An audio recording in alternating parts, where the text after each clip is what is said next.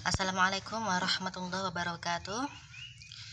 Ya, kali ini kita akan belajar bersama tentang sifatul huruf atau sifat huruf. Ya, berbicara tentang materi ini, maka materi ini erat kaitannya dengan tajwid ya.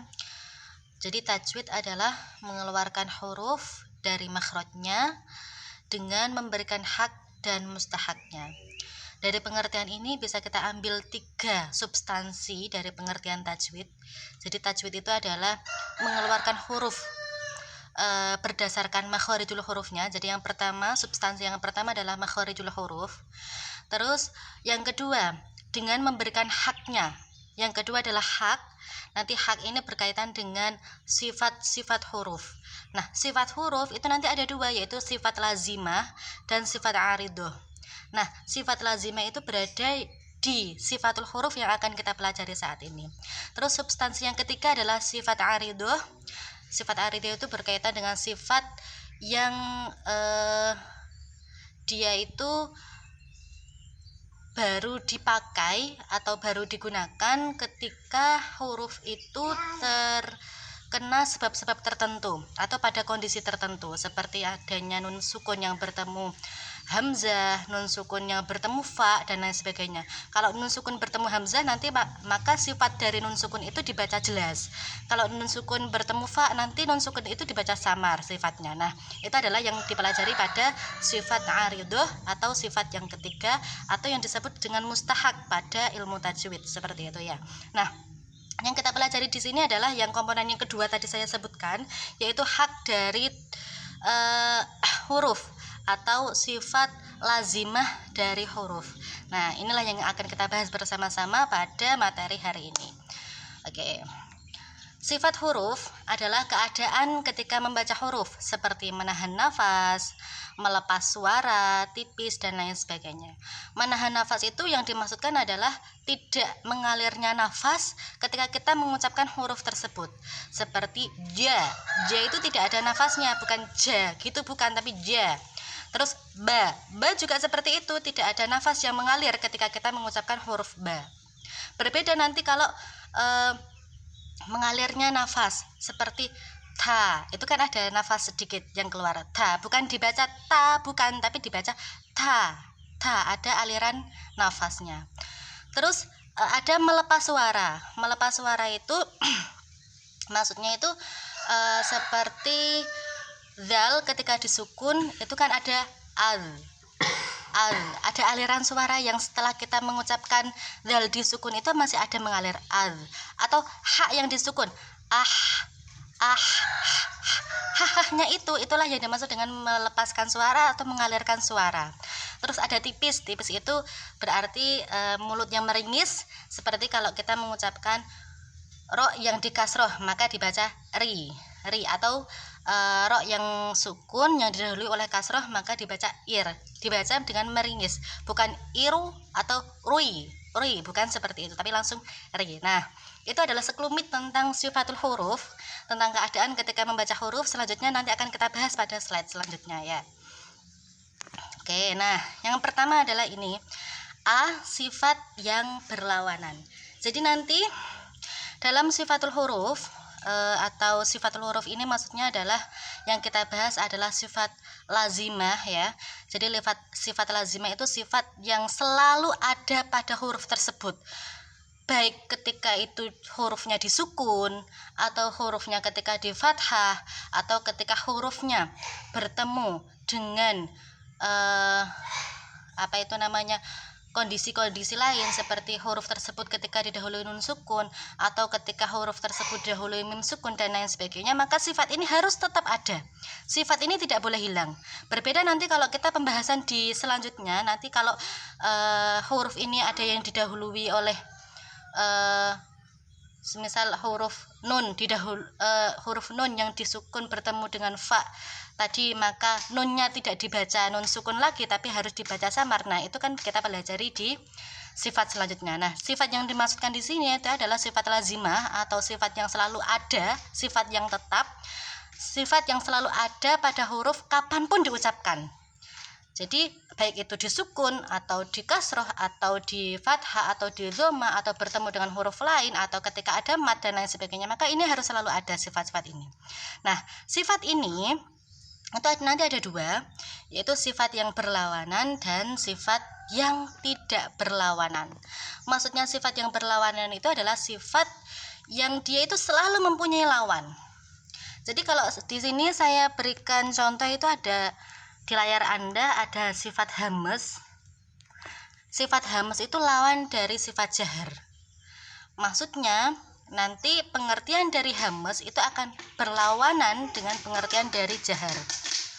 Huruf-hurufnya juga seperti itu. Huruf yang ada pada hamas nanti adalah bukan huruf dari jahar. Begitu juga kalau huruf yang termasuk pada sifat jahar itu bukan termasuk huruf dari sifat hamas. Seperti itu ya, bisa difahami dari sini. Jadi di sini ada sifat yang berlawanan, di mana sifat yang berlawanan itu maksudnya adalah sifat yang mempunyai lawan. Kalau hamas lawannya jahar. Jadi nanti konsep dari hamas itu akan berlawanan dengan konsep dari jahar, di mana huruf-huruf yang terdapat pada hamas itu adalah huruf-huruf yang bukan terdapat pada jahar. Seperti itu ya. Oke, yang pertama adalah sifat hamas, lawan dari jahar. Terus yang kedua adalah sifat syiddah.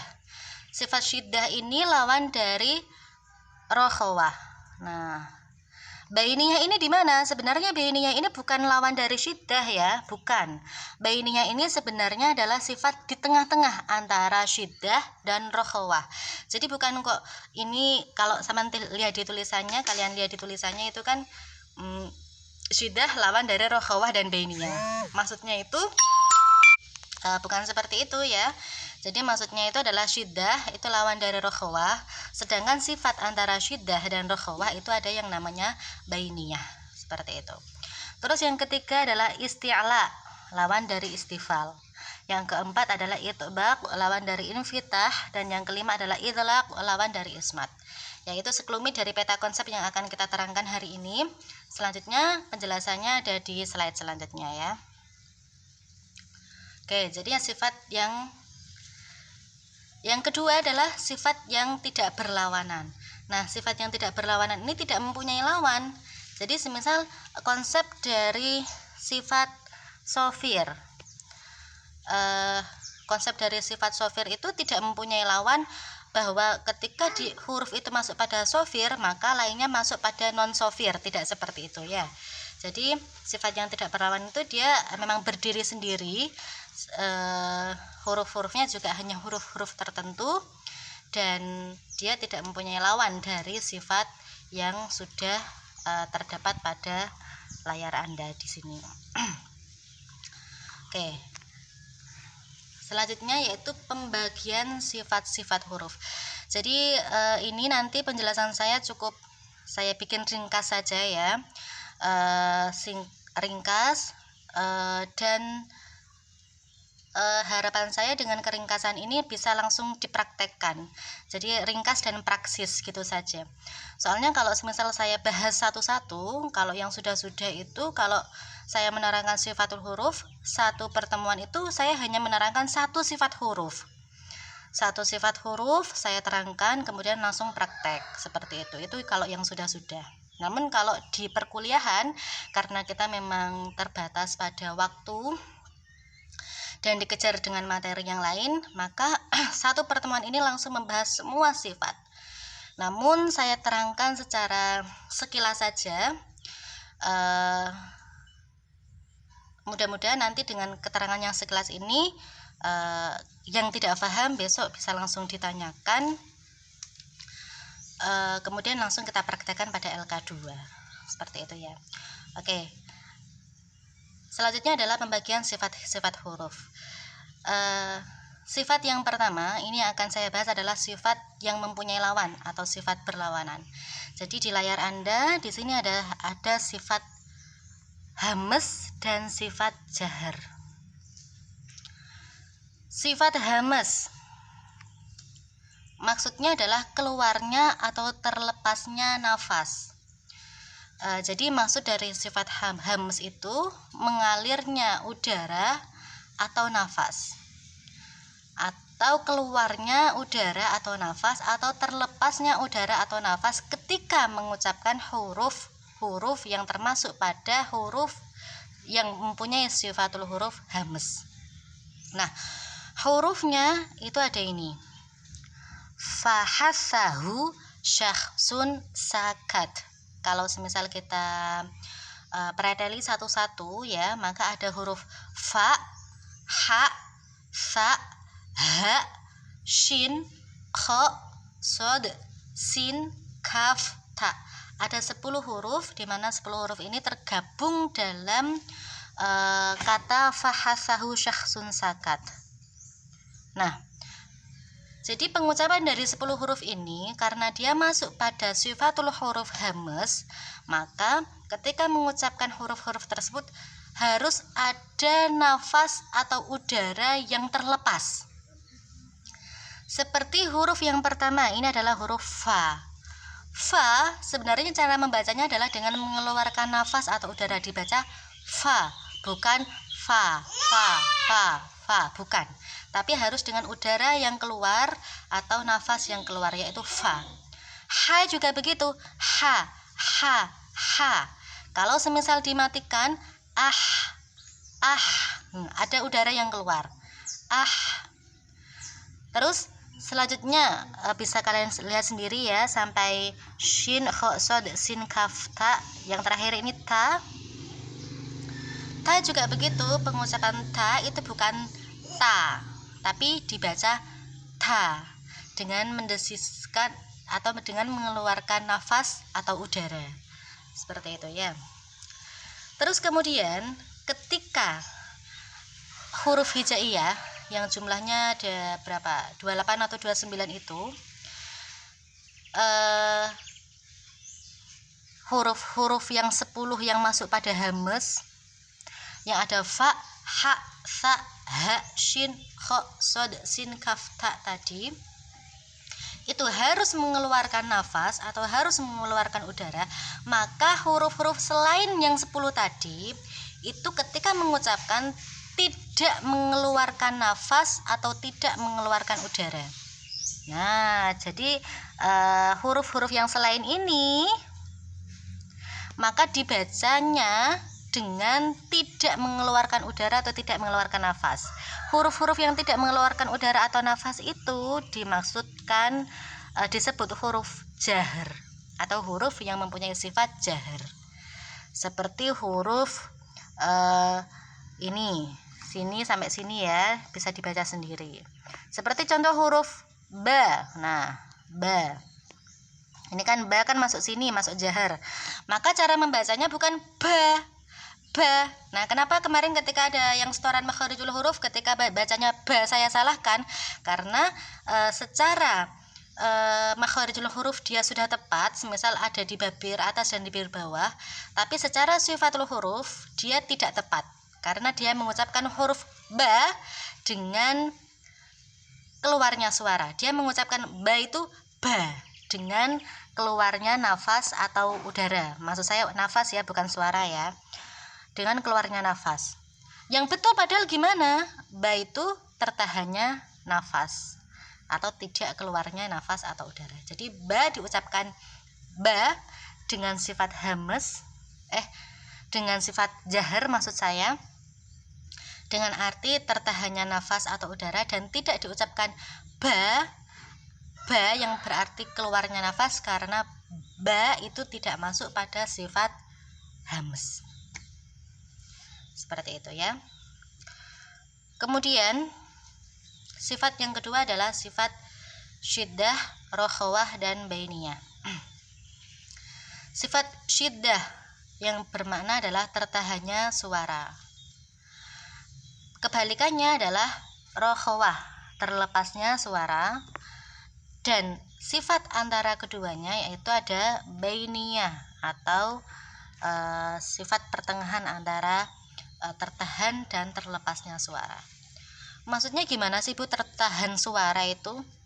Jadi semisal kita baca, ini kan huruf-huruf syiddah itu ada ini ya, ajid qotin bakat. Nah, ketika huruf-huruf semisal a itu dibaca, maka tidak ada suara yang mengalir. Maksudnya gimana? Jadi suatu huruf itu akan terlihat sempurna sifat dan makhrajnya ketika sebenarnya dia disukun ya. Semisal a disukun berarti jadi ba, ba, ba. Ketika disukun dia ketika sudah maksudnya gini, ketika a itu disukun, maka ketika diucapkan dia juga udah berhenti. A sukun dibaca ba semisal, ba berhenti, tidak ba tidak seperti itu, atau tidak ada bekas suara setelah disukun. Nah, itu maksud dari syiddah atau tertahannya suara. Nanti akan berbeda dengan rokhawah. Rokhawah, semisal satu contoh rokhawah itu di sini ada apa ini ya? Sod ya. Sod. Ini ada sod. Nah, sod ketika disukun dia tetap ada bekas suaranya. Suaranya itu terlepas. Jadi semisal disukun bukan dibaca as, bukan dibaca as yang tidak ada s-nya itu, tapi dibaca as, as, yang keluar itu maksudnya adalah suara. Jadi ketika dia itu udah berhenti disukun, masih ada bekas suara yang mengalir, masih ada bekas suara yang terlepas. Nah, itu maksudnya adalah rokhawah. Beda dengan syiddah. Kalau syiddah itu sudah diucapkan, sudah semisal huruf syiddah sudah disukun, maka dia sudah berhenti, pengucapan suaranya sudah tidak ada bekas setelah itu. Bukan ketika a sudah selesai, bukan a kalau sod kan tidak, as masih ada s-nya. Nah, itu adalah terlepasnya suara, seperti itu ya. Terus sama juga dengan ha. Ha, ini ha ya. Ha itu masuk pada terlepasnya suara atau rokhawah. Jadi ketika ha disukun, dia bunyinya ah, bukan gitu, tapi ada suara yang terlepas atau ada suara yang masih mengalir ketika ha itu sudah disukun. Padahal pengucapannya sudah berhenti dia sebenarnya, tapi suaranya masih ada yang mengalir. Nah, itu adalah masuk pada sifat rokhawah. Kemudian yang ketiga adalah bainiyah. Jadi sifat pertengahan antara syiddah dan rokhawah. Hurufnya ada ini, lin umaru. Semisal contoh yang pertama adalah lam. Lam ketika disukun bunyinya al, ada sedikit terlepasnya suara ketika sudah disukun. Al. Beda kalau hamzah tadi ketika disukun a sudah berhenti. Kalau bainiyah al, ada sedikit terlepasnya suara tapi tidak sekuat ketika rokhawah. Seperti itu ya. Nah, loh Bu, ini kan sifatnya 3 banget. Jadi gimana cara menghafalkan huruf-hurufnya itu semisal? Jadi huruf yang masuk pada syiddah dan masuk pada bainiyah, maka itu bukan huruf rokhawah, gitu aja ya.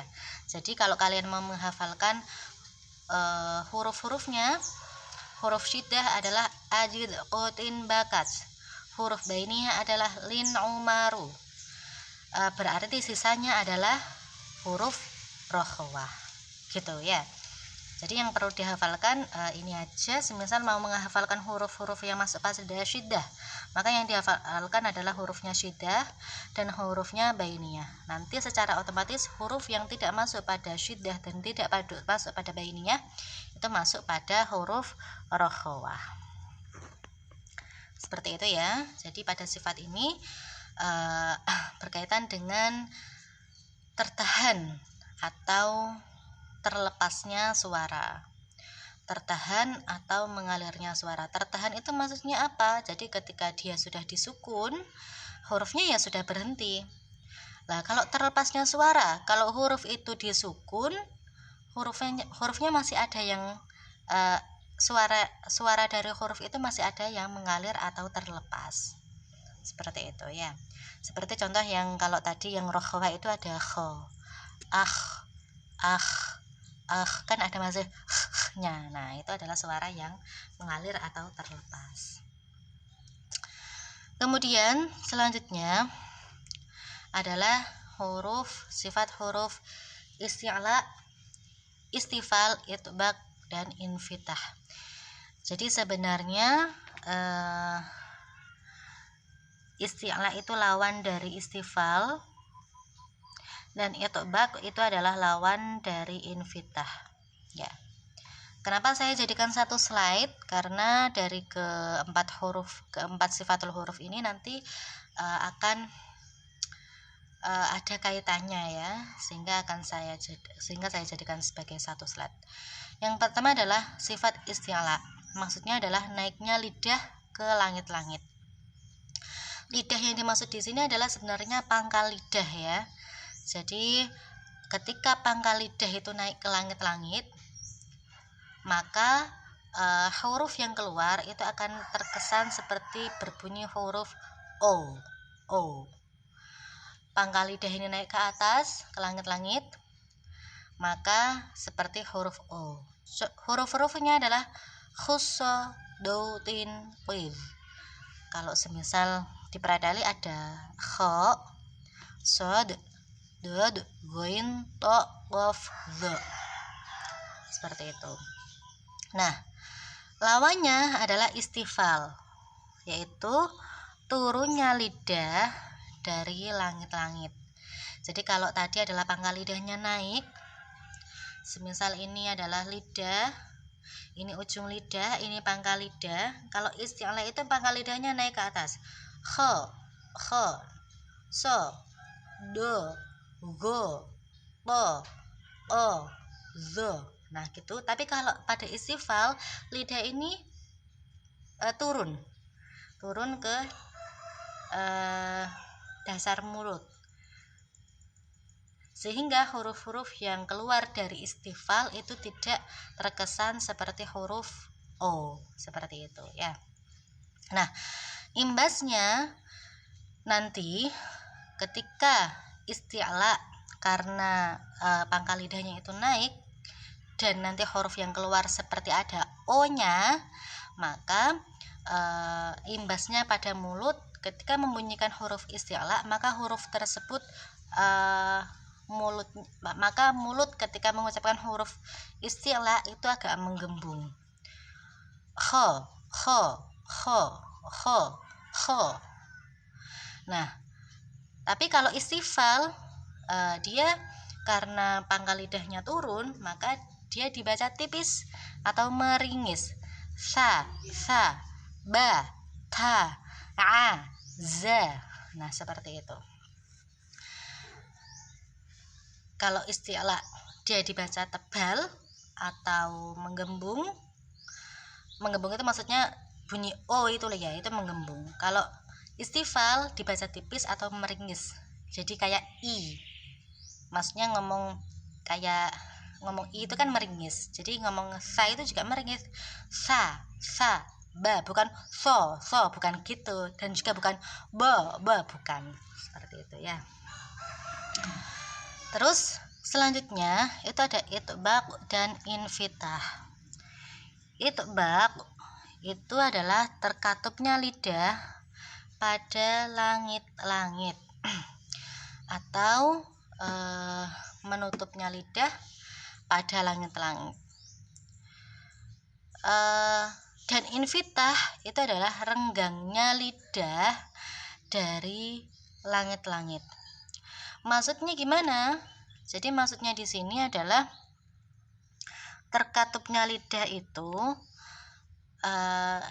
ruang antara lidah dan langit-langit itu menjadi sangat sempit, karena pangkal lidah dia itu naik ke atas dan naik banget, Sehingga kalau semisal ini langit-langit ya, ini langit-langit, ini lidah.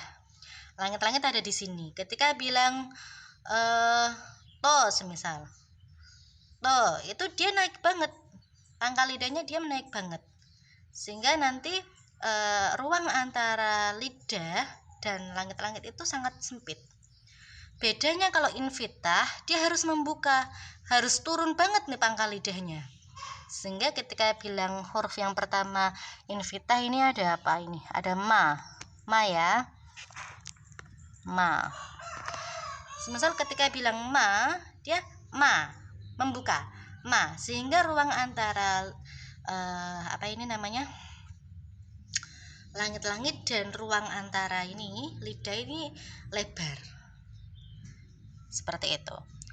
Sehingga efeknya nanti ketika itu bak, dia itu harus dibaca dengan sangat tebal.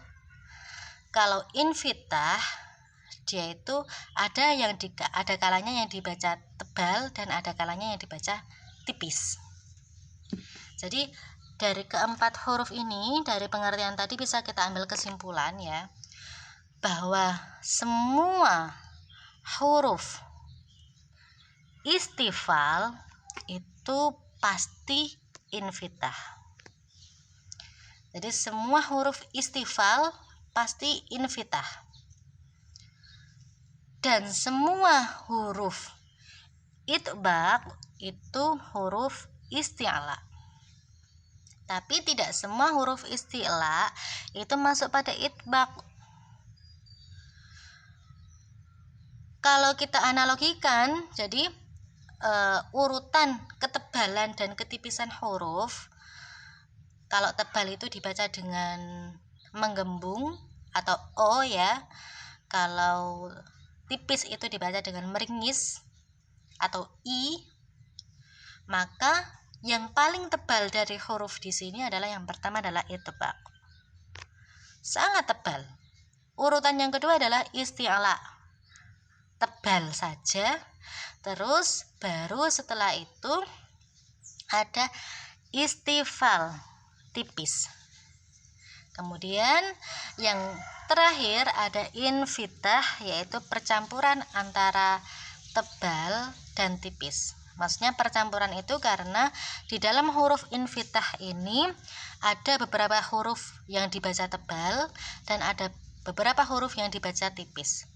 Huruf yang dibaca tebal pada infitah itu semisal ada kho, ada goin, di sini ada goin. Terus ada o. Itu dibaca, selain dia itu isti'la karena masuk pada sini tadi ya, maksudnya kho, goin dan qaf, selain dia masuk ke isti'la, dia juga masuk ke infitah. Artinya selain dia dibaca dengan menggembung seperti huruf o, dia tidak sepenuhnya o banget, tapi o yang agak membuka sedikit. Maka dari itu ketika mengucapkan huruf yang tadi kho, go sama ko, itu membacanya o, semisal o agak sedikit membuka, bukan o bukan gitu, tapi o go kho agak walaupun menggembung tapi ada sedikit membuka karena selain dia isti'la dia juga infitah. Beda dengan so itu menggembung banget, bukan gitu, tapi so. Kalau o itu dibaca dengan o, bukan o, tapi o, agak membuka sedikit, seperti itu ya. Kemudian nah ini sifatul huruf yang berlawanan yang terakhir. Sebenarnya ini di beberapa kalangan ahli ilmu baca Al-Quran, sifat ini tidak dimasukkan pada sifat-sifat huruf, karena sifat yang terakhir ini hanya pembagian berdasarkan versi orang Arab. Semisal idlaq itu dimaksudkan artinya adalah ringan diucapkan. hurufnya ada fa, ro, mim, nun, lam, dan ba. Loh, maksudnya ringan diucapkan itu gimana? Jadi menurut logika orang Arab ya, huruf yang ringan diucapkan itu adalah huruf yang terdapat pada ujung lidah dan ujung bibir. Nah, menurut mereka semisal ini apa ya? Ini ujung lidah dan ujung bibir ya di sini. Terus yang di sini adalah tenggorokan. Ujung lidah dan ujung bibir di sini adalah sebagai pintu keluarnya suara. Nah, sebagai pintu keluarnya suara yang paling dekat dengan pintu, maka itu yang dimaksud dengan ringan diucapkan. Beda kalau semisal huruf yang berada di tenggorokan, dia harus melewati lidah, harus melewati gigi, harus melewati bibir, baru sampai suara keluar dari pintu. Menurut logika orang Arab, huruf yang jauh dari pintu itu huruf yang berat diucapkan. Nah, huruf yang berada di dekat pintu itu ringan diucapkan. Nah, itu logikanya orang Arab ya. Jadi huruf-huruf yang ada di pintu ini yang seperti fa ada di bibir bagian dalam mengenai ujung gigi depan atas, itu kan berada di pintu nih. Nah, itu ringan diucapkan, itu menurut logika orang Arab ya. Tapi kalau kita logika orang Indonesia ya, fa ya sama aja mudahnya dengan a, ya mudah juga dengan ta ya mudah, na ya mudah, semisal wa juga mudah. Itu kalau logika Indonesia. Tapi logika orang Arab, menurut mereka huruf yang berada di pintunya ini adalah bibir dan ujung lidah atau yang di dekatnya pintu, maka itu lebih ringan diucapkan. Yaitu menurut logika orang Arab ya. Tapi ini tidak akan ditanyakan ketika semisal kalian membaca Al-Quran, Mbak idlaknya kurang, nggak ada kata-kata seperti itu. Beda dengan hames misal yang tadi kita ucapkan, semisal dibaca ta, Mbak nggak ada hamesnya, itu hamesnya kurang, diulangi lagi ta, oke sudah bagus. Nah, itu beda ya. Kalau sifatul huruf yang terakhir ini, jadi idlak dan ismat itu hanya pembagian huruf berdasarkan logika orang Arab.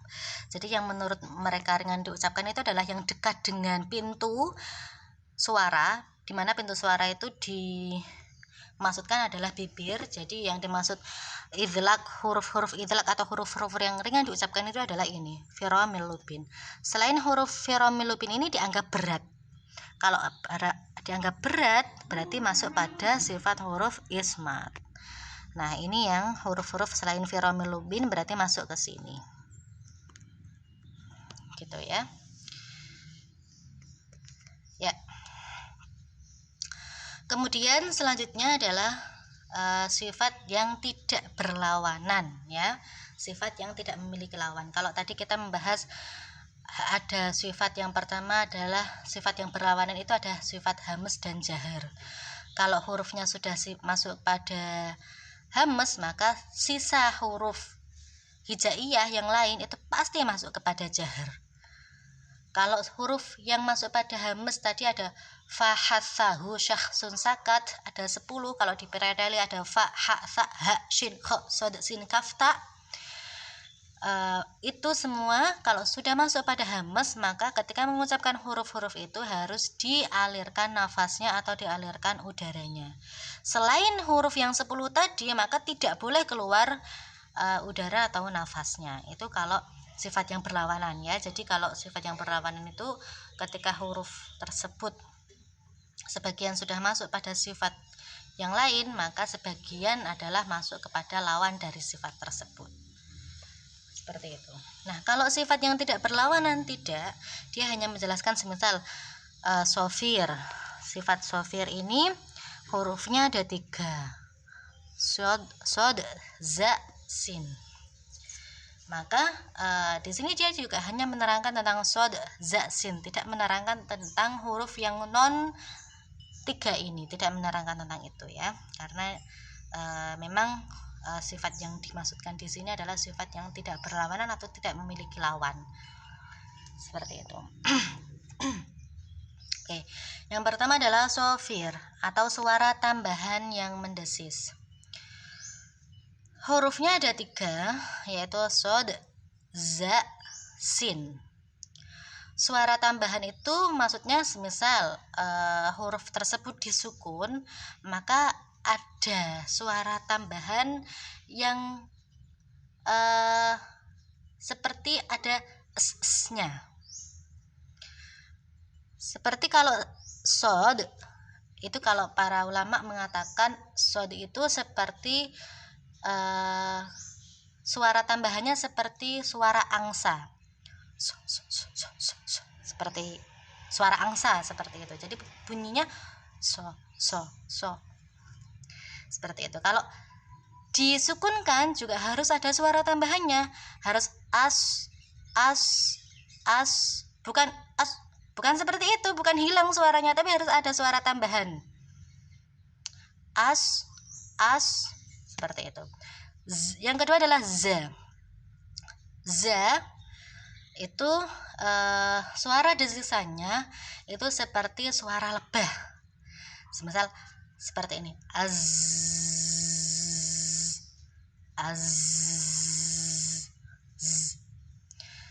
seperti itu. Kemudian yang terakhir adalah sa. Suara tambahannya itu seperti suara ular atau suara belalang. Kalau suara ular itu seperti as,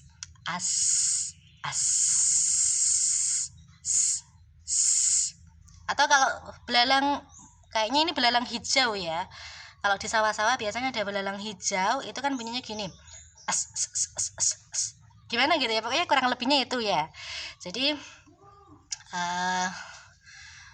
suara-suara itu kalau sod seperti suaranya angsa desisannya, kalau za seperti desisannya suara lebah, kalau sin seperti desisannya suara ular atau suara belalang. Kemudian selanjutnya adalah kolkolah. Kolkolah adalah suara tambahan yang kuat yang keluar setelah menekan makhraj. Jadi kolkolah ini semisal hurufnya disukun, maka ada suara tambahan yang keluar karena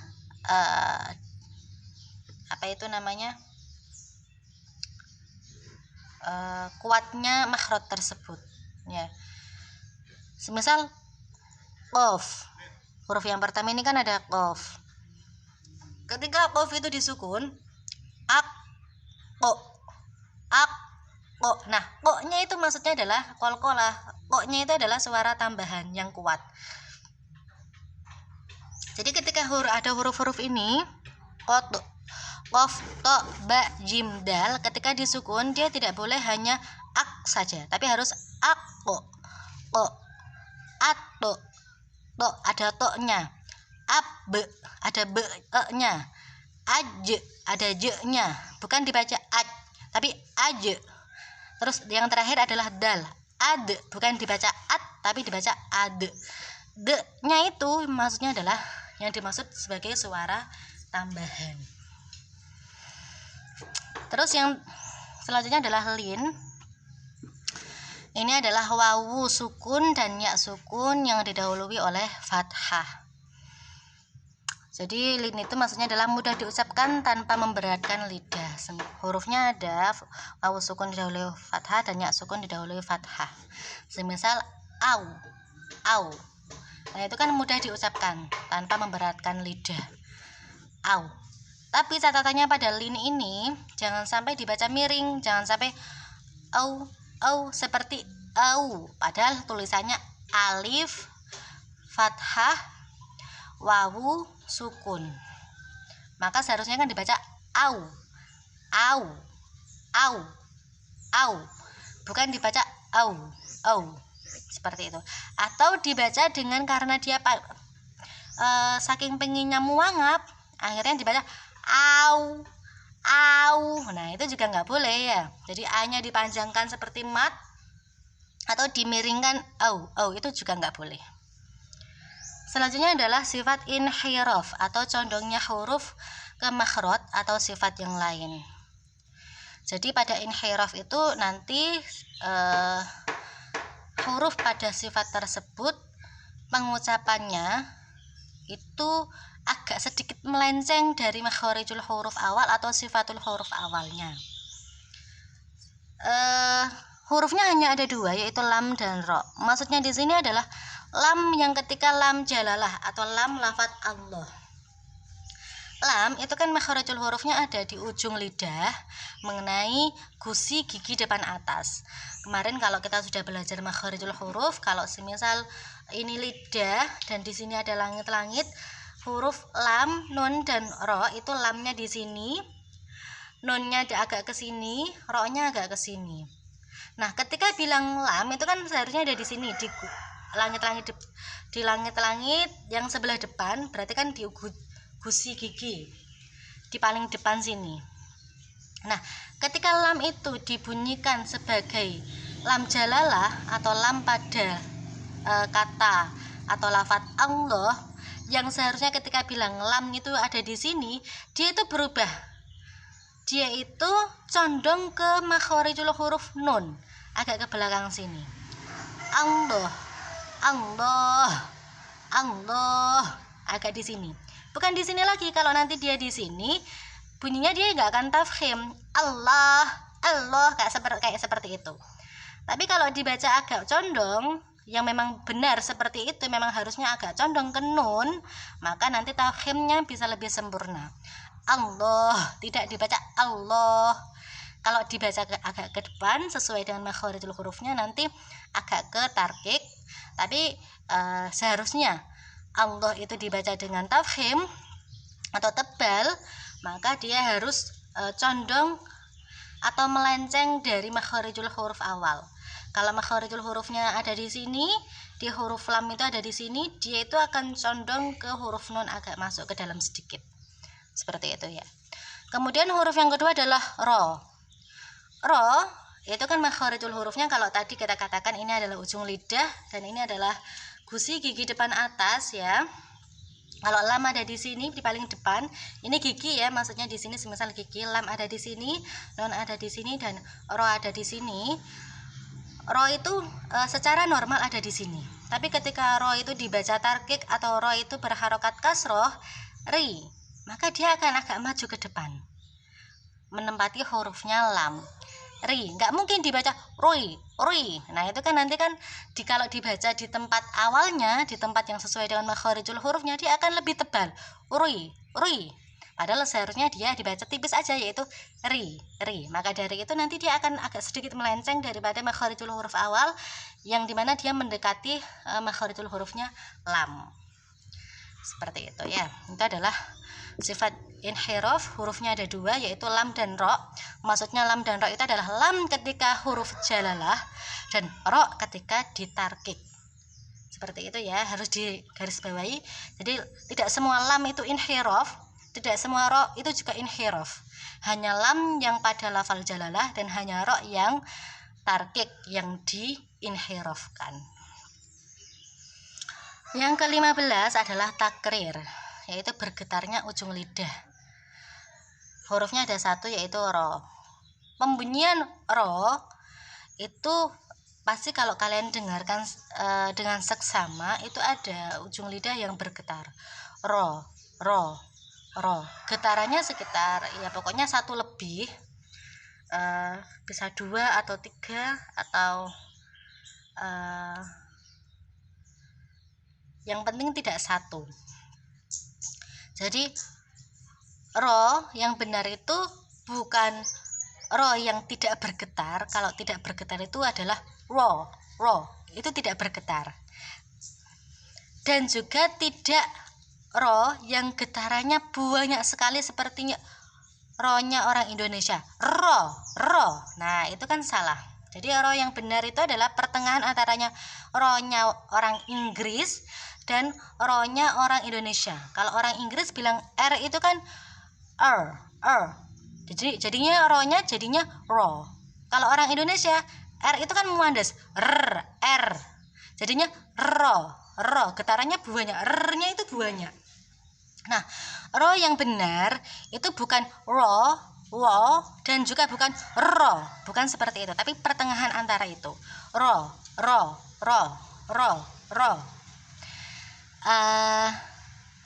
Ada getarannya, tapi tidak banyak, dan juga tidak menjadi ro yang tidak ada getarannya. Seperti itu ya. Yang ke-16 adalah tafashi atau berhamburnya angin di mulut. Hurufnya ada satu, yaitu sya.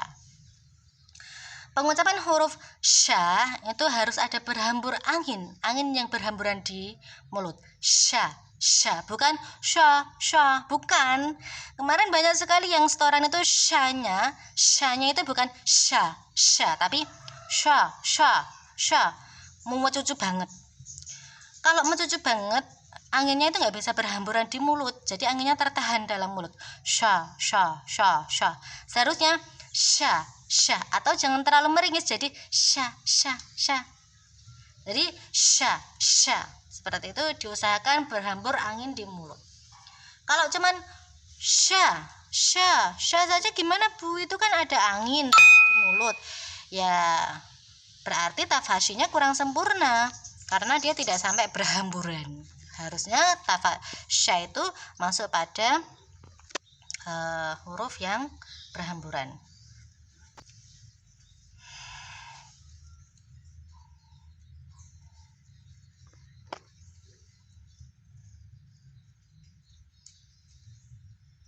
Ya.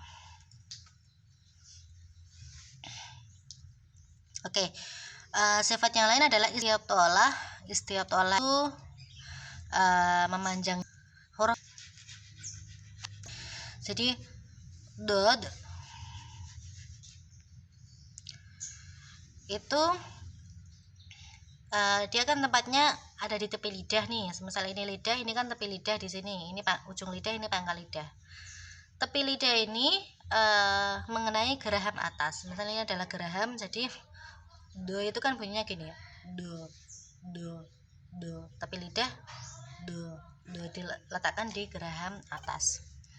Nah, istiatolah itu ada perpanjangan suaranya maksudnya. Ini akan sangat terlihat ketika huruf itu disukun. Misal dot ketika disukun, sebelumnya ada huruf alif yang dikasih harokat atau hamzah, maka dibaca ag, ag, ag. Ada nya. Tidak boleh sebenarnya dibaca at, at. Karena dengan dibaca at, istiatolahnya hilang. Padahal dot itu mempunyai sifat huruf istiatolah. Jadi ketika dia disukun akan sangat kelihatan istiatolahnya. Maka ketika dia disukun, tepi lidah ini ditempelkan di geraham dengan urutan, yaitu dari pangkal lidah ke ujung lidah. Ag, ag, ag, ag. Nah, ada suara apa itu namanya memanjangnya. Ag, ada suara memanjangnya. Tidak boleh at, tidak boleh, tapi harus ag. Seperti itu sebenarnya ya.